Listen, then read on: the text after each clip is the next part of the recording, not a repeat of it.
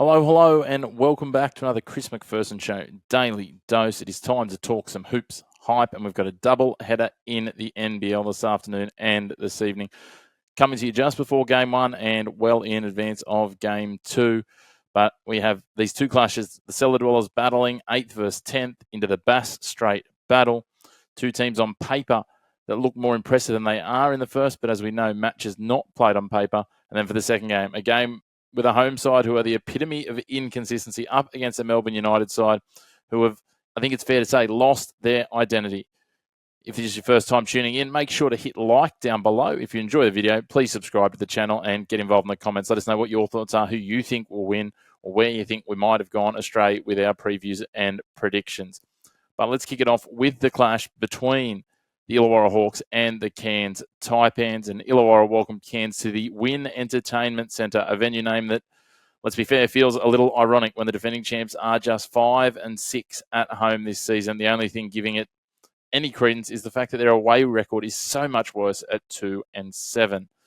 The Hawks are coming off a home win on New Year's Eve against the Jackjumpers, but have only won 2 of their last 6 and 3 of their last 10. They are, however, at home in front of what, despite their results, is likely to be a full and very raucous venue there at Wynn Entertainment Centre. The Taipans, they're coming off a home loss to the Southeast Melbourne Phoenix, also on New Year's Eve, a humbling in reality. They were blown out in the second half after leading by 7 at quarter time and 4 at half time. Last time these two sides met was on the 6th of December here in Wollongong, and the Taipans got the Chocolates 93-76. And so far this season, it's been the case where the away team has taken the wins in both their clashes. The Hawks got done 107-90 in Cairns in November. In a bit of a quirk, both games have been determined by a margin of exactly 17 points. Cairns' record on the road this year is actually better than it is at home. They've played quite a bit at home so far this season. They are 3 wins and 6 losses on the road. Just 2 wins and 10 losses in the tropical north. So you'd have to say their chances are increased by being on the road, but not drastically so. In terms of the stats of substance for this game, well, look, these two teams are both foul heavy. Cairns sits second and Illawarra third in the league for average fouls per game, both at around 20 a game. It's a twofold problem for these sides. One, it's gifting points, and 2, it gets their key men in foul trouble, and it's something that neither side has shown an ability to roll with, lacking depth off the pine and consistency between injuries and just the depth of their squads. It means that they don't stay in games at a consistent top rate in the NBL. Unsurprisingly, both teams also rank second and third for turnovers. Illawarra second, Cairns third. Another key spot that they could tighten up here in a cellar battle as they focus on trying to get away from the foot of the ladder and the dreaded wooden spoon. Illawarra need to make sure they get their volumes of shots up. They are second only to Sydney for field goal percentage in the league at 46%. If they can make good shots and pick good areas to shoot from that suit their players, as well as tightening on those turnovers and defense, they could really use this one as an opportunity to gel on home court and maybe, just maybe, staying in touch with the play-in race. In terms of the matchups that matter, let's start with Tyler Harvey versus Jack McVeigh, 2 all-round superstars. Harvey was a key cog in the championship run for the Hawks last season, but hasn't quite got back to that form after the mass exodus and has had issues with his back. With familiar pieces around him and a close to healthy squad now that Sam Froling is back on deck, it is now the time for him to lead his Hawks from the front. And there's no better chance than up against a man who's rumored to be one of the top paid players in the league and an underperforming Cairns side. Like Harvey, Jack McVeigh hasn't really found his rhythm consistently either this season. He's absolutely shown some lights-out performances, and at his best, he is probably top 5 in the league and well-deserving of that rumoured 7-figure pay packet. And that's the exact version that Cairns need tonight in Wollongong. Heavy work both ends, perimeter shooting, and getting into those sweet, sweet mid-range jumpers that only he knows how to nail with such aplomb, such style, and such repeatability. Our second matchup to watch, JaVale McGee. He always seems to feature in these pre-game rundowns up against Sam Wardenberg. We know what McGee can do, a 3-time NBA champion. Wardenberg missed a big chunk of the year, but he is back, and this is a huge matchup for him, an opportunity to see why he is so highly regarded when it comes to his potential. We've seen some good performances from him. We saw when they took on the New Zealand Breakers, he went toe-to-toe with Sam Menenga. At just 26, this is a chance to go toe-to-toe with a 3-time NBA champion, and it's one that I don't think he'll step back from. If Wardenberg can go just close to splitting the points with McGee, Cairns could well and truly come out on top. This could be a decisive factor. In terms of our second game of the night, Both sides are a little bit of a roller coaster. The challenge for Tasmania, they've been like that all season. The issue for Melbourne, they weren't supposed to be this side. They were 9-0 starting the year, absolutely flying, and then the wheels fell off, and no one seems to know quite why. Tasmania having a shocker of a year over at MyState Bank Arena so far with just 3 wins and 8 losses on their home turf. A far cry from the defend the island mantra that delivered a championship in their 3rd season. They've been win-loss almost to the letter, game in, game out, yet somehow Scott Roth still has a full head of hair. They're coming off a loss to Illawarra in their New Year's Eve game, and 2026 has to get better with the roster they have. They need to find wins, and they need to get moving. It's a tough run over the next 4 games, including this one. After this game, they take on the top 3 sides, including Melbourne again. Adelaide on the road, Melbourne in Bendigo, and then Sydney in Sydney.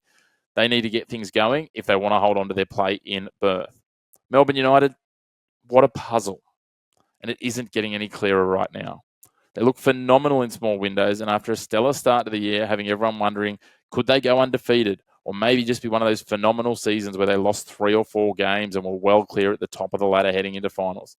They've now just won 6 of their last 13 and are on a knife's edge, hanging on to second, with South East Melbourne and Sydney coming. If they drop some games from here, they could quickly find themselves 4th and fading their way down those play-in berths. They also have the added challenge, thanks to the Australian Open tennis, of being away from John Cain Arena now for a month, with 2 home games in Bendigo and another one, like many clubs' home games coming up in a couple of weeks' time, forming a key part of the Hoops Fest weekend in Perth. In terms of the stats of substance, well, Will Magnay is a star on the defensive boards and blocks. He'll need to be on tonight. He's currently 2nd in the league behind JaVale McGee for blocks per game. Also watch, speaking of that, for Jesse Edwards to get busy. He's top 3 in the league for field goal percentage, top 6 for rebounds, and top 10 for blocks. That's some serious numbers at both ends of the court, and you can see why he's such a key cog for Melbourne United. Speaking of Melbourne United, they like to get busy. They average 95 points a game this season and are leading the league for total points scored currently with 2,083. So at the other end, they don't even scrape into the top 5. If they can get their defense on tonight, watch out. They could be on for a show. In terms of the matchups that matter, it is a big night for Will Magnay and Jesse Edwards. We've seen absolute class from these guys at stages, but they haven't been on display as often in the last few weeks. Injury, underperformance, and even being sat for minutes. This game could hinge on the big man show. Edwards has the edge on reputation, but this is the same Will Magnay who claimed gold with the Aussie Boomers in the 2025 Asian Cup last year. It's time for that guy to come back out. Magnay will also have the advantage of his partner in crime and rebound machine Josh Bannon off his hip. This 1-2 punch might just tip the scales in Tassie's favour. For matchup 2, it's 2 of the imports. Tyson Walker up against Bryce Hamilton. Hamilton on is a threat from all areas, while Walker a defensive hustler with some good offensive aplomb. Import versus import, offensive power versus defensive grind. The guard playing this one could be on for all to see. And just wait, you can throw in some CG43, some Tiger Campbell, and now you'll be cooking. One thing is for sure, Melbourne will miss Shea Illy's a defensive 1-2 punch with Walker, so Walker's going to have a big load to carry up against the trio of attackers and offense that are the Tasmanian imports in Hamilton, Johnson, and Campbell. Time now to close out the show with our wise wagers, starting with the Illawarra and Cairns game. And of course, as always, bet with your head, not over it. We're going under 182.5 here. Unless both teams head to foul trouble, we should sneak under this one. Famous last words, I know, but you can get that at around $1.91 at most places.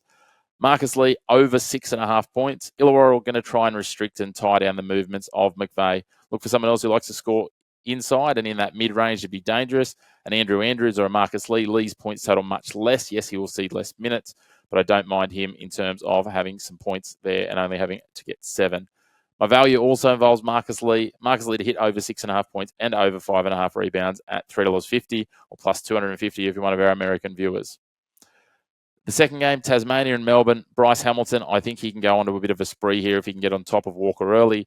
Plus 20 or more points at $2. Even money there. Well and truly worth a look. And I'm going to go the overs here. I know that unders have been the play in a lot of these games, but we know Melbourne are one of the most offensively geared teams in the league. We also know these Tasmanian guards, if they get going, especially from outside the arc, can put up some points quickly in runs. So I'm going to go over 174.5. If you shop around, you can find a little bit lower totals. Totals looking like they're ranging from 174.5 to 177.5 pre-game at $1.88. Looking forward to this. Defense should rule this, but both teams are desperate. If they can get some shots to stick, it could be game on. And then for the value, over 168.5, buy down some points. Melbourne plus 6.5, again, buying some points. and Milton Doyle over 20.5 PRA. So combined numbers for Milton Doyle. That should be easy for him. That gets us 325 plus 225 for the Americans. So again, some value there. Good luck tonight. Enjoy the games. Look forward to be back with you early next week for some more watch-alongs, probably Wednesday night. We'll have some more previews coming in the games in between where we can squeeze them in. But until next time, a big thank you to you for tuning into your home of the Black and White Sport. No great opinions here. And make sure to hit like, subscribe, and get involved in the comments. Let us know what you're wagering on, and we'll talk to you again soon.